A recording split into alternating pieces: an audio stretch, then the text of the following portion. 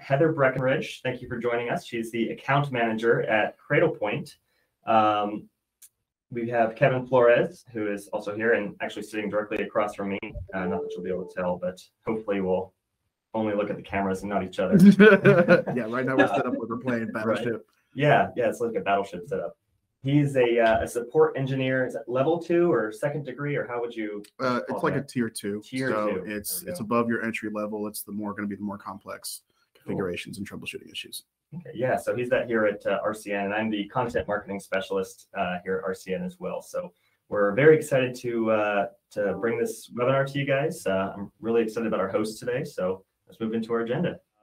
The way this works is kind of roundtable, kind of pointed questions. We'll do a couple questions, and you'll get the hang of it real quick. But this first question is for both of you. What is failover, and why is it important? So Heather, if you want to kick us off here. Yeah, sure. Cool. Thank you. So failover is essentially just using a cellular connection as backup if the primary link is disrupted. So if your main line's cut, corroded, broken, bogged down, Cradlepoint kicks in using 3G, 4G LTE, or now even 5G in some cases technology to keep it up and running. Kevin, I don't know if you want to add to that, but pretty simple. Yeah, no, I mean, as far as what failover is, I mean, I think that's a pretty straightforward way to describe it. I mean, some of the importance for it is just going to be redundancy and and business continuity. I mean, can you imagine something like, say, medical services or any kind of emergency service that, really requires network connectivity for all their equipment to work. And then suddenly, Comcast or whoever your internet service provider is, they go down and now suddenly everything's dead. And so now you have literal lives at risk, or you have, or you're just losing profit if you're a regular business, now your point of sale system doesn't work. So that's going to be the importance of failover. It's just to make sure that your business can continue to function as a business, whether you're just making revenue, saving lives, or doing whatever you got to do. Absolutely. Yeah, you guys you pretty much killed that question. That was a good one. I don't think there's anything I can add there either. I was going to pop the questions off and kind of go full screen, but Kevin and I are sharing a mic, so we avoid the microphone feedback loop that everybody loves. And it just kept popping in my face while you were talking. So we'll just keep the questions up. That's cool. That's cool. Cool. Okay, so question number 2. This one is directed to Kevin. Why use cellular as a backup instead of another wireline? So the benefits of this, there's a few different things. So firstly, when you're working with internet service providers, a lot of them have a habit of redlining certain territories. So like, for example, like here in my area, if I have Spectrum, then I can't get Comcast because they won't cross each other's lines. So in some cases, you may not be allowed to have a second wireline. Then you also have the fact that if you're only set up for one internet service provider and you need to set up a second thing, do you need to pay for an install for them to come in and install more wireline for you to even have 2 connections? Then there's also the fact that it can also just be kind of expensive, and it's not portable. You can't take this with you. Whereas with cellular, this is going to be so much simpler. You have internet connectivity in the literal palm of your hand with a little SIM card. You pop it into your device and it runs. As long as there's a cell tower nearby, it works. It's portable. Installation takes like 5 seconds. You don't have to worry about what area you in. Am I even allowed to get such and such company because you have access to, carrier. You have to all kinds of carriers. You got Verizon, you got AT&T, you got T-Mobile, and several others. All the major carriers. So that's why you typically want to rely on cellular, and especially as we transition to 5G, you're starting to get speeds that are now comparable with a wireline connection. Which, I mean, there's almost no loss of benefits there. Yeah, absolutely. I'm going to add US Cellular to that list. Yes. We had them on recently, and I want to give them a shout out. Absolutely. Heather, anything to add to that? Yeah, just to add to that. So in many cases, even if there are 2 physical lines, if there's, a construction accident, both lines oftentimes get cut.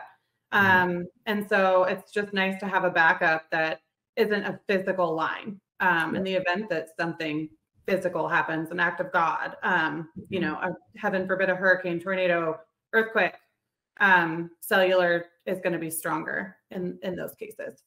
Absolutely. Well said. Yeah, definitely. And in a lot of those situations, I know that like traditional wireline goes down faster than wireless does, and it's also slower to come back up. Because I know was it 2016 or 2017, I was around the Gatlinburg fires here in Tennessee, And I know we didn't have just regular cable internet, commercially, or what's the word for not commercial? For a consumer or commercially, there we go. For like a good week or two, I want to say, while cellular was back up within like a day or two.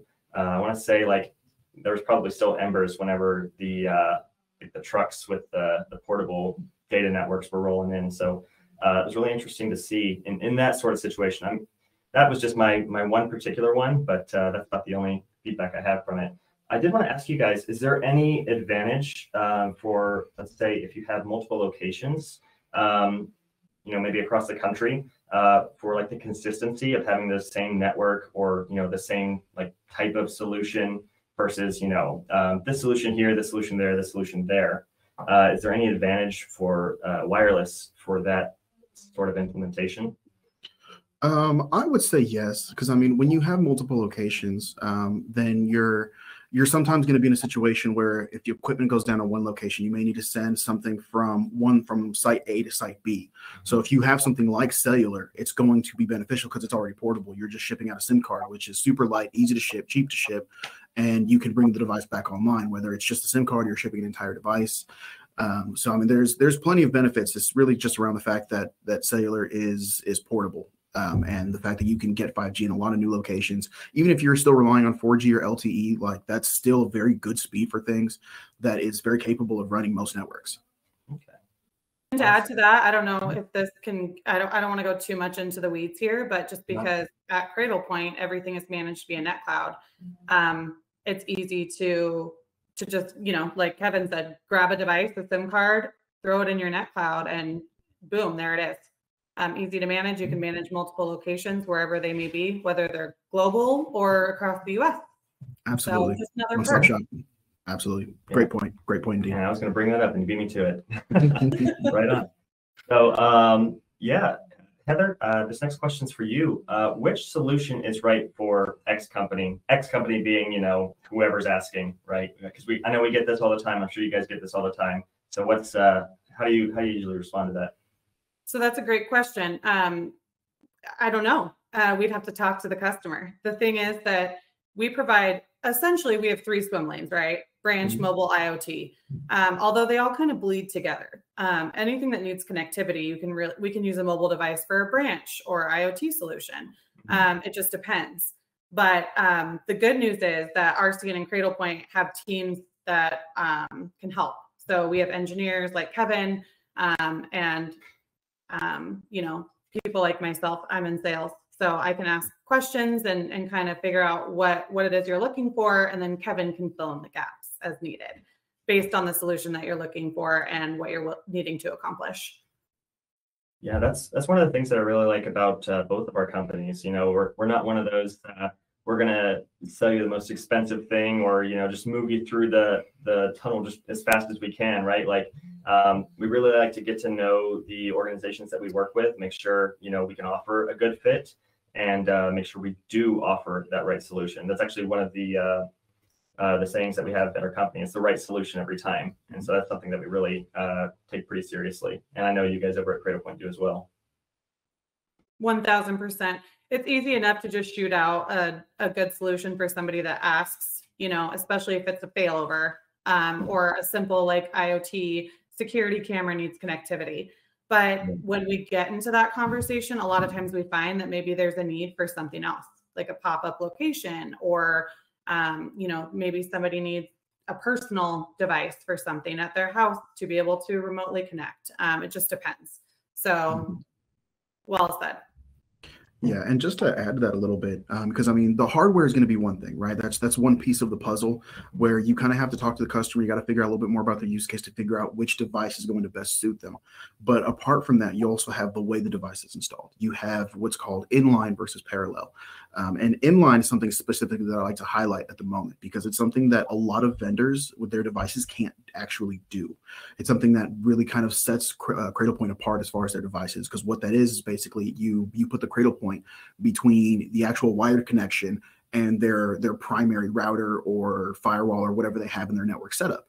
and it basically puts the trigger mechanism of the failover in the hands of the Cradlepoint, which is a lot of really cool benefits, because you get to use all the really cool support features that NCM actually has. You know, if you want to be alerted when there's a failover event, if you want to track the amount of data being used, if you want to set up a WAN verify, which allows you to basically set up a stability check on that primary connection. You know, is this good enough to fail back to? Because if not, you're just going to have a bouncing connection, and that's not really good for your business either.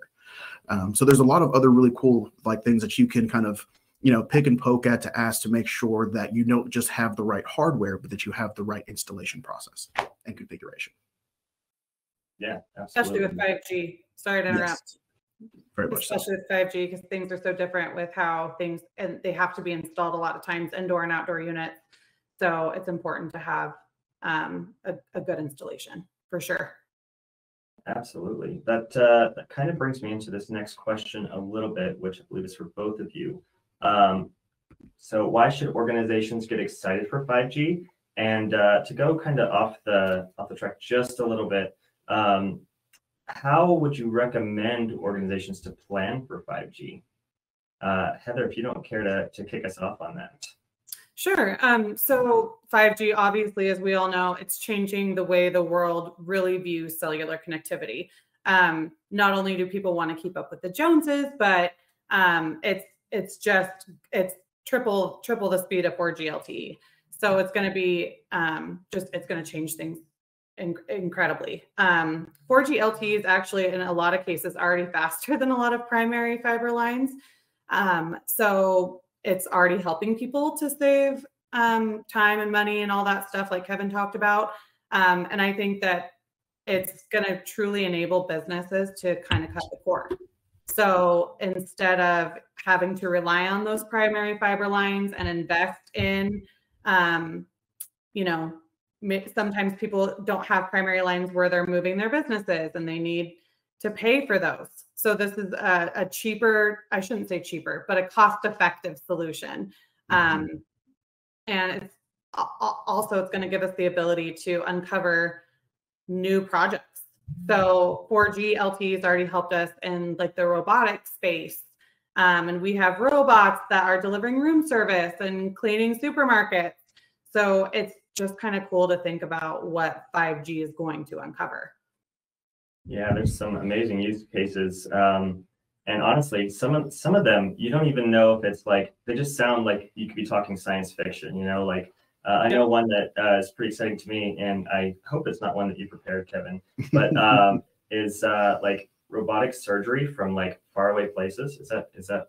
That was not on my radar, so cover it. Yeah, say you're in like a really remote area, but you know, has 5G once it expands to that area, with the near, you know, low level latency, a surgeon could theoretically perform surgery in like augmented or virtual reality, and then his movements be tracked and then sent, you know, halfway across the world to a robot performing surgery, you know, on someone, like I said, in a rural or a really isolated place. And it's really going to open up, at least in this one example, you know, medical field, like really open up some life-saving possibilities without, you know, flying to Berlin, you know, for this amazing surgery or whatever it is.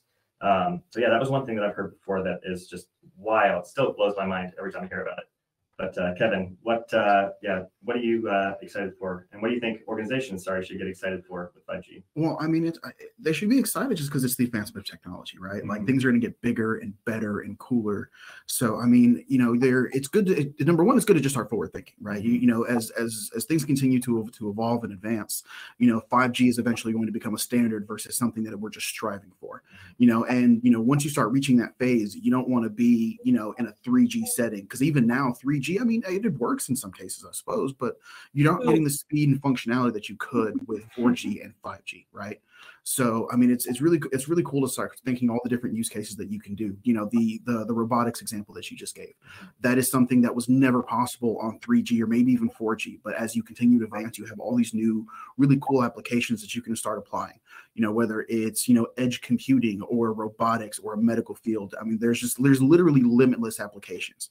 So, I mean, as far as why a certain organization could be excited, they have every single vertical has a plethora of things to choose from, and it's exciting. Yeah, absolutely. Heather, you seem like you had something to say about 3G. Oh, you know, just as a consumer, when I'm traveling and going to a remote area and your phone says 3G, what does everybody think? Oh God. You know, how am I going to work, check my Facebook, watch a Netflix show? I mean, you can't, now we're also spoiled. We can't do anything on 3G. And what, 10 years ago, that was all the rage. So I don't know if it's 10 years, but I remember my first smartphone and I'm like, oh, cool. I can do this. I can do things anywhere I go. And now it's like a pain when when that 3G pops up. So for sure. Yeah. And you bring up a good point too. You know, think about whenever you got your first 4G phone, right? So you could watch videos. Man, I don't even remember what else. That's like the main thing I remember when I first got like a 4G phone. But like, look at where it is now, where LTE is now. You know, like Teslas run on LTE, right? So 5G is going to be very much the same, and quite possibly a much bigger jump between implementation and, you know, whenever 6G eventually, like 20 years from now takes over, whenever that's, I have no idea, but it'll be a good while because 5G's got a ton of growth ahead of it. But yeah, it's just something to keep in mind while thinking about it. Well, and with that too, sorry, that made me think of one other thing, but next year, most of the cellular providers are sunsetting 3G. So it's a good time to start for organizations to start thinking about what that next step is for them. If they have some older devices, hardware, you know, it's important. And I know RCN is thinking about it too. So it's something we can discuss more as time goes. But I think starting in February, some of the providers are sunsetting it. Yep. Yeah. So if anybody's running 3G, it's time to start really looking at it and seeing what you need to change to. And that's an interesting note to make, because I mean, as whenever you're transitioning to new technologies, like you're usually going to have about 3 approximate groups. You're going to have the group that's going to start jumping on the new technology immediately. You're going to have that second group that's going to kind of like slowly kind of inch their way into it and start doing a more kind of methodical rollout. You're going to have that last group who's going to be scrambling at the end going, oh God, we need this. So don't be that last group, but we're thinking. It's always important. Yeah. What do you guys say to organizations or even individuals that are, you know, like, what I have now works, you know, I really don't want to start something brand new and, you know, have to start everything again. Like, do you guys have any good advice for someone like that? Obviously, Heather, your dog really enjoyed that subject. My doorbell rang. I think I have an Amazon package. Yeah, I would say first off that when it comes to technology, that mentality of if it's not broke, don't fix it doesn't really work, because in time it's going to break. You know, as technology continues to advance, not everything is going to be backwards compatible in a way that's going to work with all your equipment. You're going to have to keep up, because, you know, when you reach that point of you let everything fall so far behind that now you don't have the opportunity to do, you know, improvements piece by piece, which is going to be typically more cost effective when you can just kind of take one at a time. Like, okay, this quarterly budget, we're going to replace this part of the network, and then we're going to do this piece here. No, now suddenly you're trying to do it all at once, which is a massive expense that, like, it's just isn't always practical. So I would say, honestly, for those who are like, oh, it all works now. Yeah, it works right now, but how long? Right, exactly. Let's see, Heather, are you good to talk, or? I think so. Cool. Okay. I have a 6-month-old puppy, and he gets excited. He's still just a baby. We all love dogs. You're good. Absolutely. Let him be part of the webinar. I'm so okay with that. Oh, good. Okay. Like I said, I have 4 kids, so it used to be the baby screaming when we first started working from home. And now that we've adjusted, it's the dog barking. So I felt it. I felt the work from home at all angles. So I'm sorry. Can you repeat the question, Mark? Right sizing, right? It's basically more of like for the consumers who have that mentality of like, I have this technology, it works. Why am I going to take the time to start, you know, replacing things or improving things? Sure. Well, and that's the thing, is that sometimes their technology is fine. And I get on a lot of those conversations where they might have a device that just went end of sale last year, or maybe even earlier this year, and they're excited to replace it. And yeah, sure, let's talk about that. But and this goes back to the very original thought, is we want to make sure that we lead the customers down the right path. So absolutely, let's talk about what technology is out there, and let's make sure that that's cost effective for you and your business. And that leads into like the pathway to 5G conversation, because if somebody wants to stair step, the next device might not be 5G ready or 5G optimized in the swim lane that they currently have devices in, or they might be wanting to step up to the next device that's going into sale soon, because 5G devices are actually just going to be taking over. So it's always around a conversation. Yeah, absolutely. Those were some great answers. Thank you, guys. So next question, we've kind of covered some of this a little bit, but Heather, I'm going to start with you. With the way the world is digitizing, how can organizations position themselves to succeed? So this doesn't have to be necessarily 5G or failover even, right? I mean, just all the possibilities that are opening up to organizations. I mean, what's the first step? What what conversations are you having? So, and actually just back to what I said, what Cradlepoint is heavily marketing our pathway to 5G, because that's important. If a customer is interested in any solution, whether it's branch, IoT, or failover, we try to lead with that 5G optimized and 5G ready device, because even if 5G is not ready in that location, they can use 4G LTE on that device until 5G is ready. And that will save a whole, device in between that they'd have to purchase. So it's just future proofing. And the other thing is, I mean, unfortunately, carriers haven't released 5G everywhere. Although we all see the commercials and their marketing is excellent. I'm sure that you both know it puts us in tough situations sometimes, because it makes businesses think that 5G is ready everywhere, and it's not.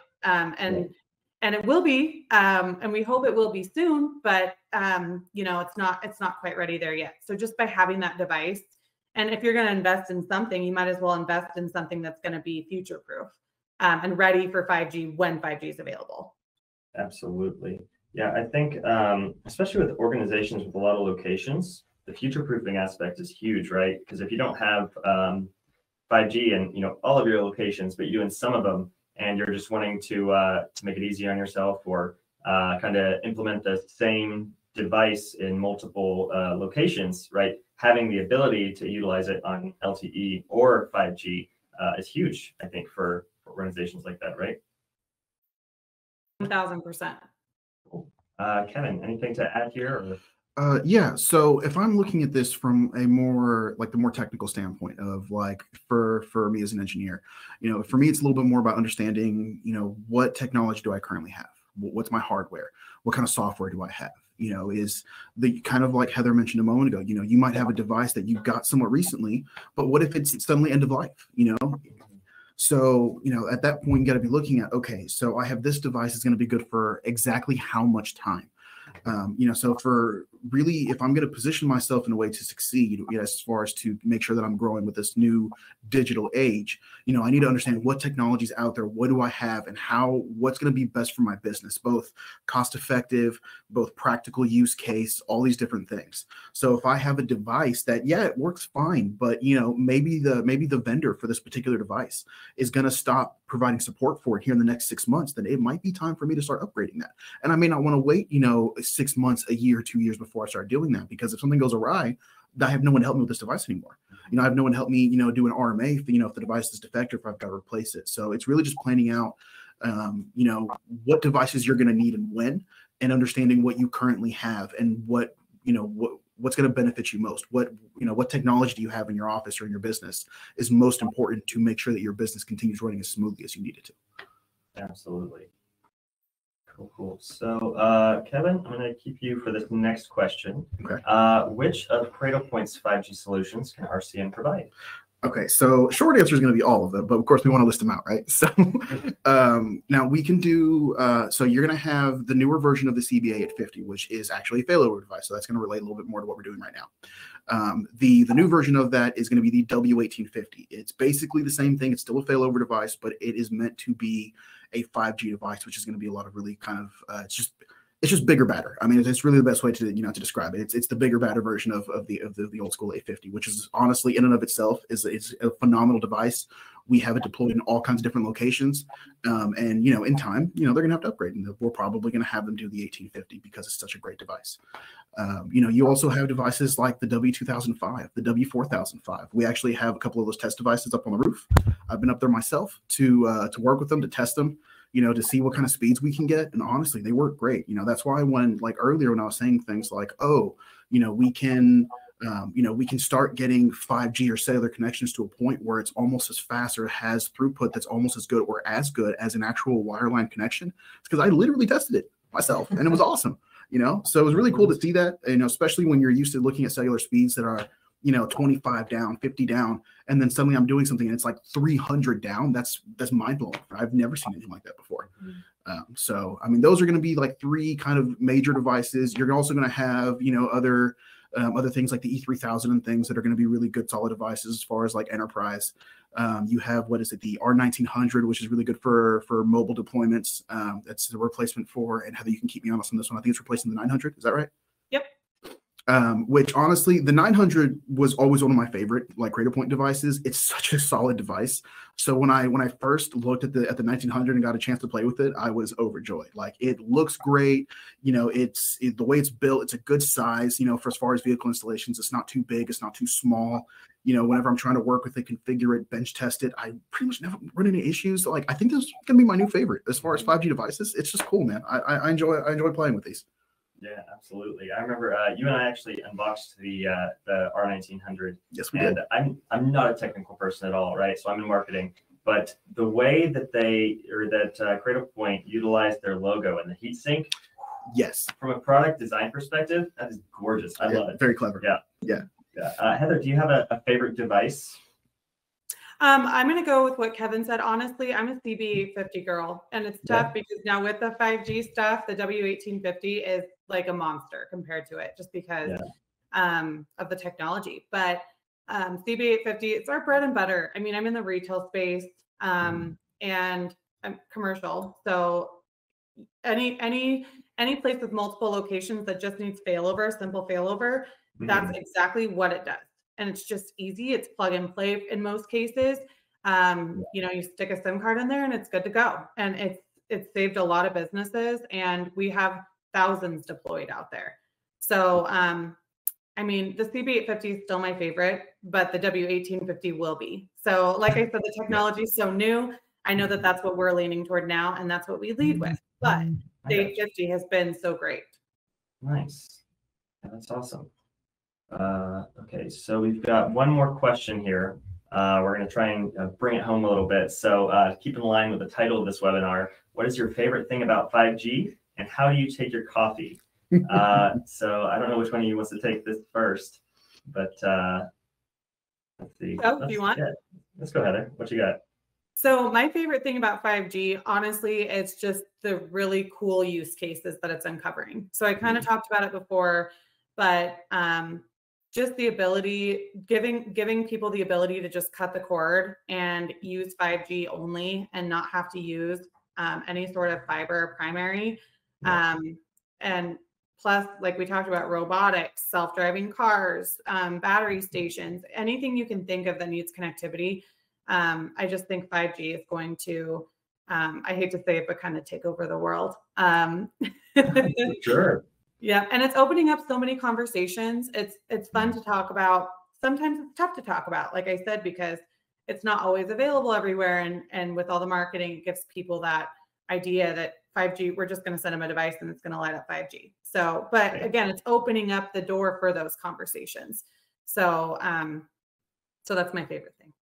To add to your use cases thing, one thing that's really cool is there's all these exciting new, flashy use cases like we've been talking about. But even if you're a construction company and you roll up on site, you could have fixed wireless just like that instead of waiting for wireline to roll out for, what's that take? Like a week, 2 weeks, a month? I don't know. But I know it takes time to get that in the ground and out to new building locations.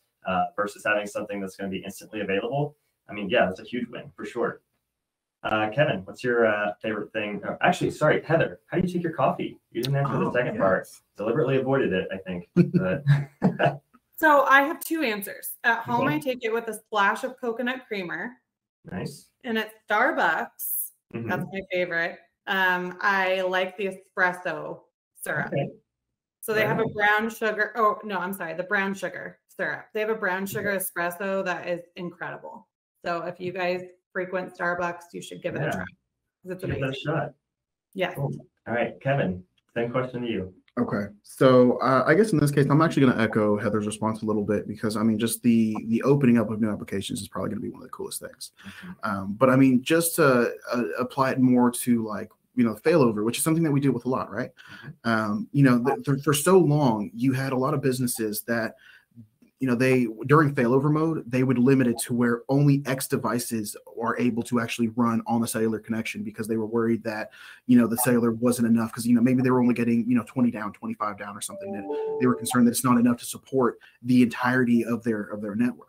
You know, with something like 5G, when you go into failover mode, at this point, it's gotten so good that it's basically seamless. Like you're going to have a minute where it drops off, where it's going from that wireline connection to the cellular connection. But once it's there, your entire network stays up. You don't have to sit here and go through all these firewall configurations of, okay, you know, I can't allow the music. We got to turn that off. And we can't allow this application or that application. We can only allow just the server or something. But no, now you can leave everything now, which is, you know, it opens up all kinds of things. Just the amount of throughput and speed that you can get from it. It's just really exciting because, I mean, honestly, like some of the speed that I've seen on these devices up here on the roof, it's faster than when I get it home on a wireline connection. So I'm like, that's phenomenal, right? Yeah. So that's going to be probably one of my favorite things. And as far as my coffee, I'm a simple man. I like my coffee black. That's how I drink it at home. That's how I drink it at work. If I do go to somewhere fancy like Starbucks, then I don't want to pay $5 for black coffee. So I do have an affinity for like a chai tea. Yeah. Yeah. Very nice. Cool. So I'll answer this one as well. My favorite thing about 5G, we were talking about earlier, is capacity. So this is not from a business perspective at all. As a consumer, when I go somewhere and the network is just bogged down, because LTE offers, I don't know, anywhere from what, 3 to 5 to maybe 10,000 devices per node, however you would word that. And then when you have, you know, a mall full of people, you reach that pretty quick, not just with, you know, personal devices, but IoT and retail stores and everything that's going on, right? Everything connects to the internet. So that bogs down very quickly. With 5G, that number is like insanely expanded and is not going to be an issue for quite some time. Even factoring in all the new IoT that's going to be coming out, taking advantage of that specifically. So yeah, I don't know, just I've got a little bit of a chip on my shoulder about not being able to use my phone in busy places, but that's one of my most favorite thing about 5G. And then my coffee. So I just use a French press at home and just whatever creamer, honestly, usually like vanilla or whatever my wife buys. Good answer. Yeah, right? I'm not too picky, not too bad. But at Starbucks, I'll get a white chocolate mocha. Oh, that's good. I like it. Like yeah, that's really good. But too sweet for me. So if you like it in the middle, that's why the brown sugar is good, because it's like not super sweet, but it's got a little sweetness to it. It's amazing. Yeah, I'll have to give that a try. Mine's definitely like a cavity with every sip. Yes, but here's some ways to learn more about connectivity solutions. So hopefully we've been able to answer some of your most pressing questions so far. But if you're still unsure of anything, number one, I'd recommend asking us a question using the Q&A feature, because we're going to get to the Q&A here in just a minute. Number two, I wanted to share these 3 avenues we have available where you can learn more about connectivity solutions. Sorry, I wrote most of this down and my eyes were just not wanting to do it. So number one is webinars. We cover a ton of different topics here. You guys are already making a great first step because you're here. Unless you're watching it after the fact, then still props to you for checking it out. To view our past webinars, just head over to our YouTube channel and search RCN Technologies. Additionally, if there's anything you guys would love to learn more about, like in this format, just reach out to us and we'll make it happen for sure. We love doing custom webinars. Number 2 is our news and articles. So we're always looking to curate news and articles, press releases, whatever, on a variety of topics surrounding connectivity. You can find all that and more on our website. It's rcntechnologies.com. And then lastly, be sure to keep up with us on social media. social in general, but especially LinkedIn is a great way to engage with us. We're on there all the time. If you have any questions or need any advice about connectivity issues or whatever, if you want to talk about your dog, we're on social, so feel free to reach out and message us, and we'll get back to you as soon as we can on that. So with that being said, this slide here, so we only talk about it more from a sales perspective. And you can read there, how we're a 5G and LTE enablement specialists. We've got a ton of different Cradlepoint awards that we've done. But Kevin, is there any way you would mind letting our viewers know what kind of services like they can expect from TechLab, and just kind of what separates RCN? Why you would want to go RCN? One big part of it is just it's a lot more of a personal touch. So, for starters, if you're having network issues, there's a good chance you're going to end up with this lovely face on the phone, and I'm going to be able to help you firsthand. Because the thing is it's about time, it's about patience, and about making sure that you're being taken care of, right? So, what kind of issue are you having? What do we think caused it? What are the things that could cause it? Because that's the thing when it comes to IT or networking. You can have one issue of like, oh, my device went down, but there's like a million different things that can cause that. So it's about diagnosing the issue and then trying to find a good remedy for it. From there, it's just about the specialty, especially if you're working with, with Cradlepoint devices. I am a certified Cradlepoint expert. I've gone through all the courses. I've gotten every certification y'all have to offer. It is a wonderful course. It's a wonderful product. There's a reason I like specializing in Cradlepoints, because they're good devices. We can help you with failover solutions. We can help you with network rollouts. If you're just trying to completely, deploy a brand new site location, you need input about how to configure your device, how to configure the switches, how to, your access points, all this, how everything's going to connect. We can help you with configurations, with troubleshooting. You're basically looking at a whole end package of, anything networking that's related to your router and the devices you're getting from us. These are all things that I've typically tested, I've worked with myself, and I'm typically pretty good at it. So that's something that I'm more than happy to jump on the phone. I can help you with it. You call in, you say, hey, my device went down, can't figure out why. Okay, cool. Let's look at your configurations. Do you have conflicts? Let's look at your connections. Let's look at the antennas. Let's look at the SIM card, the different services, as far as all the different troubleshooting steps in a way that's going to be methodical, in a way that's efficient. That just makes sense, because when it comes to something like this, a network going down, this could be costing you money. This could be affecting your business. So we want to find a way that we're going to restore all services in a timely manner, in an efficient manner, in a friendly manner, because all that matters. Absolutely. And thank you so much for that, Kevin. That was completely off the cuff. I meant to ask you if you didn't mind doing that before we started. That was good stuff, man. So I know we've had a couple of questions come through, and if you have any others that kind of pop up, again, I know I sound like a broken record, but feel free to drop them in the Q&A section, and we'll get to them right here. But number one, when will 5G be widely available? That is a very broad question. Yes. Kevin, you have that's something. So it's already available in a lot of areas. As far as when it's going to be available everywhere, that's really kind of up to the carrier. It's really hard to say. I can tell you that every single carrier is already working towards implementing 5G solutions at the towers, at the actual, at the carrier level. Everyone's already working on it. So, I imagine they could be, it could be a couple of years, it could be less. It's really hard to say because, I don't have that inside track with all the carriers and such. But every time I talk to different carriers, every time I work with customers, it's a new location that now has 5G. So I can tell you that I don't know exactly when, it's going to be done as far as a nationwide deployment. But I can tell you that it's ever growing, and it's constantly growing, constantly building, constantly improving. So if you don't have 5G in your area, you probably will really soon. Absolutely. Yeah. Anything to add to that, Heather? Or maybe if someone's wanting to find out, what's the best way to go about that? Yeah. So just like what Kevin said, I think it's mostly available right now in bigger cities. I'm in Boise, Idaho, and it's here. In fact, I feel like we were one of the first cities to have 5G. So it's interesting, but it's carrier specific. And like Kevin said, they're working hard to get the towers and get everything up and running. So I honestly didn't expect it to be as far along as it is now today. I was thinking it was going to take a bit longer, but technology just continues to amaze me. So hopefully soon. But if for specific questions about specific locations, We work with all of the carriers, and we can find out what locations have 5G available, or even, like I said, the 4G LTE. Because again, you can put a 5G device in a location and run on 4G LTE for now until 5G is available. So reach out to Cradlepoint, reach out to RCN, and we can help pair you up with the carriers and determine what kind of signals available. Yeah, and one thing that you just reminded me on that I kind of wanted to expand on was one thing that's really neat about 5G is the way that the different carriers are implementing it, right? So T-Mobile's got that the mid-band, and they're expanding very quickly. I want to say they have like 90+% of all interstates in the U.S. covered at this point, is a stat that I've seen. You'd have to double check with them, but I'm fairly certain that's the stat. But I know Verizon's focusing on what is the top band? I'm completely blanking. The really fast stuff in city centers. Millimeter wave? Yeah.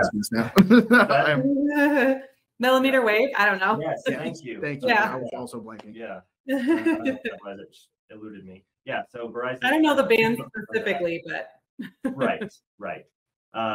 Yeah, they're focused on that and building out their mid-band, but I know they're more in a lot of the bigger cities right now. I'm not entirely sure what AT&T is doing, although I believe they have a plan that's going forth. It's been quiet, which doesn't necessarily mean that nothing's happening. Yeah, if anybody from AT&T is watching right now, let's have a webinar. Let's get you to talk about it. I'd love to do that. But and then I know US Cellular is focusing on specific pockets of places to guarantee a positive experience. So yeah, there's again, it's funny, we were talking about the different devices, depending on your business needs. Well, 5G currently, the way it's implementing, could go with different carriers depending on your business needs as well, right? So yeah, just something else I wanted to add in there that I thought was pretty interesting. Let's see, next question here. Does RCN and Cradlepoint have any solutions for fixed wireless, and how does failover play into that? Ooh, that's a good one. I don't know which one of you that would head towards. I have an easy answer, but Sure. Kevin can expand. Of course, basically anything that you would need in the branch space, we can do together. And failover plays in because all of our branch devices take 2 SIM cards. You could even add a second modem and expand it to 4. We've had customers do it, although it's kind of a mess. Not really a mess, but it's more complex to get set up, I should say.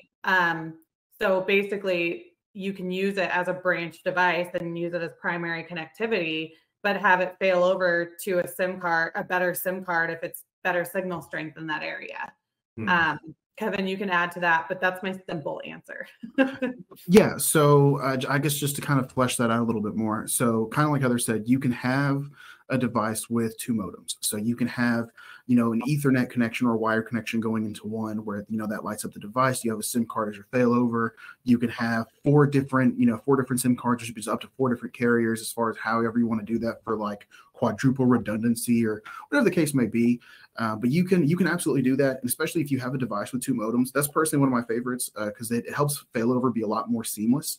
Because when you have like dual SIM, just 2 SIM slots, the modem can only light 1 card at a time. So it's going to take a moment where it's going to go, oh, I'm running on Verizon. Oh, Verizon's not working. Okay, I need to go to my second SIM card, T-Mobile, whatever. And so it's going to take a moment where it's doing that switch. It's going to go, okay, I'm T-Mobile now. Whereas with a dual modem, honestly, it's one of my favorites because they can have both SIMs lit at the same time. So the moment Verizon's like, oh, I'm not working anymore, T-Mobile's like, it's cool, man, I'm here, I got you. And the network won't really even notice a dip in quality or a dip in service where they're going to go, oh, our network went out. Half the time it's so seamless, you just don't know because that SIM's already lit and ready to go. It's just it's basically the Cradlepoint is just moving the connection from one to the other, but everything's already running.